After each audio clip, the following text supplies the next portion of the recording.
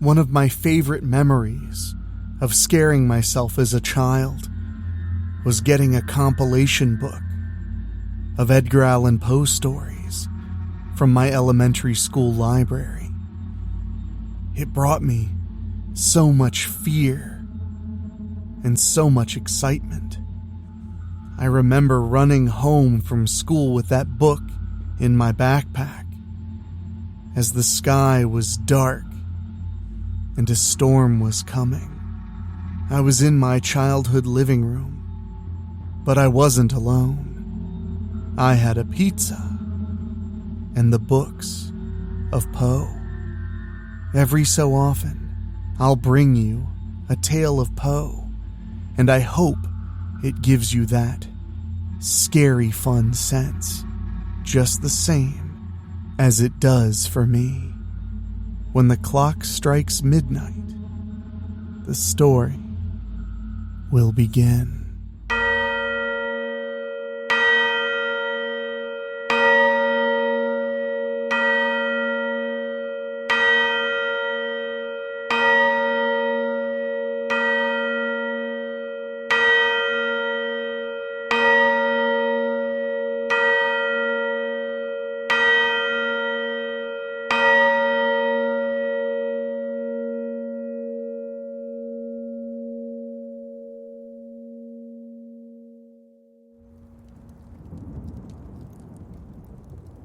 Shadow, a Fable by Edgar Allan Poe.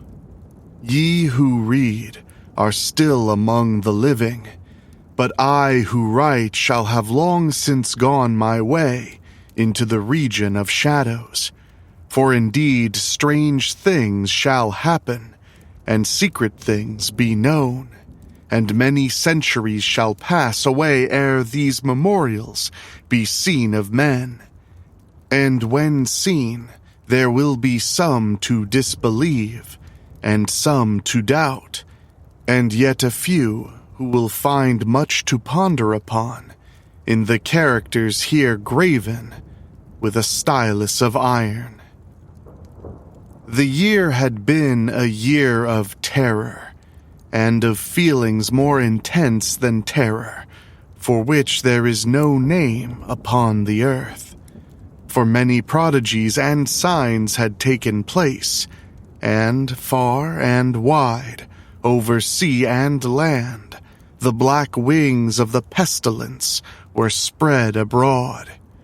To those, nevertheless, cunning in the stars, it was not unknown that the heavens wore an aspect of ill, and to me, the Greek oinos, among others, it was evident that now had arrived the alternation of that 794th year, when, at the entrance of Aries, the planet Jupiter is conjoined with the red ring of the terrible Saturnus. The peculiar spirit of the sky, if I mistake not, greatly made itself manifest not only in the physical orb of the earth, but in the souls, imaginations, and meditations of mankind. Over some flasks of the red Chian wine, within the walls of a noble hall, in a dim city by the melancholy sea, we sat, at night, a company of 7, and to our chamber there was no entrance save by a lofty door of brass, and the door was fashioned by the artisan Coronos, and being of rare workmanship was fastened from within.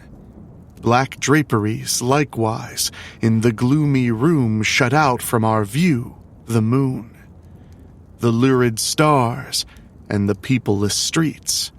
But the boding and the memory of evil, they would not be so excluded. There were things around us and about of which I can render no distinct account, things material and spiritual.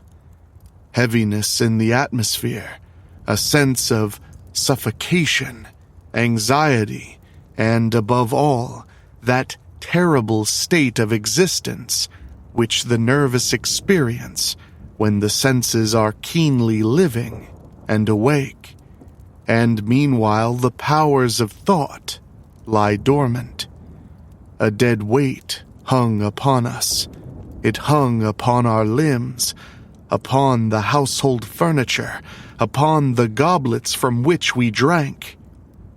And all things were depressed and borne down thereby. All things save only the flames of the 7 iron lamps which illuminated our revel. Uprearing themselves in tall, slender lines of light, they thus remained burning, all pallid and motionless, and in the mirror which their luster formed upon the round table of ebony at which we sat. Each of us there assembled beheld the pallor of his own countenance, and the unquiet glare in the downcast eyes of his companions. Yet we laughed and were merry in our proper way, which was hysterical, and sang the songs of Anacreon, which are madness, and drank deeply. Although the purple wine reminded us of blood, for there was yet another tenant of our chamber, in the person of young Zoilus. Dead, and at full length he lay, enshrouded, the genius and the demon of the scene. Alas, he bore no portion in our mirth, save that his countenance distorted with the plague, and his eyes, in which death had but half extinguished the fire of the pestilence, seemed to take such interest in our merriment as the dead may take in the merriment of those who are to die.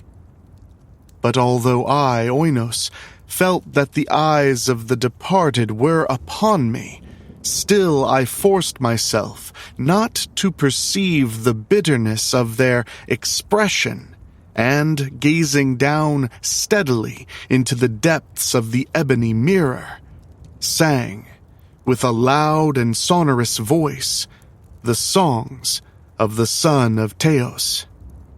But gradually my songs, they ceased, and their echoes rolling afar off among the sable draperies of the chamber became weak and indistinguishable, and so fainted away, and lo, from among those sable draperies were the sounds of the song departed. There came forth a dark and undefinable shadow, a shadow such as the moon, when low in heaven, might fashion from the figure of a man.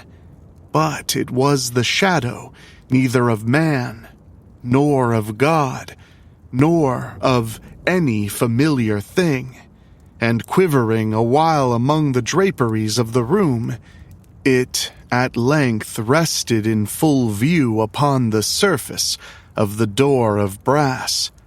But the shadow was vague, and formless, and indefinitive, and was the shadow neither of man nor God, neither God of Greece nor God of Chaldea, nor any Egyptian god. And the shadow rested upon the brazen doorway, and under the arch of the entablature of the door, and moved not, nor spoke any word, but there became stationary, and remained. And the door whereupon the shadow rested was, if I remember aright, over against the feet of the young Zoilus, enshrouded.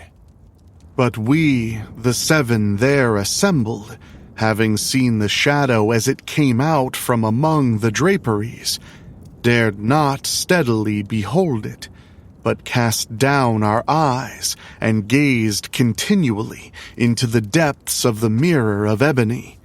And at length I, Oinos, speaking some low words, demanded of the shadow its dwelling and its appellation. And the shadow answered, I am Shadow, and my dwelling is near the catacombs of Ptolemais, and hard by those dim plains of Helution, which border upon the foul Charonian Canal. And then did we, the seven, start from our seats in horror and stand trembling and shuddering and aghast, for the tones in the voice of the shadow were not the tones of any one being, but of a multitude of beings, and varying in their cadences from syllable to syllable, fell duskily upon our ears in the well-remembered and familiar accents of many thousand departed friends.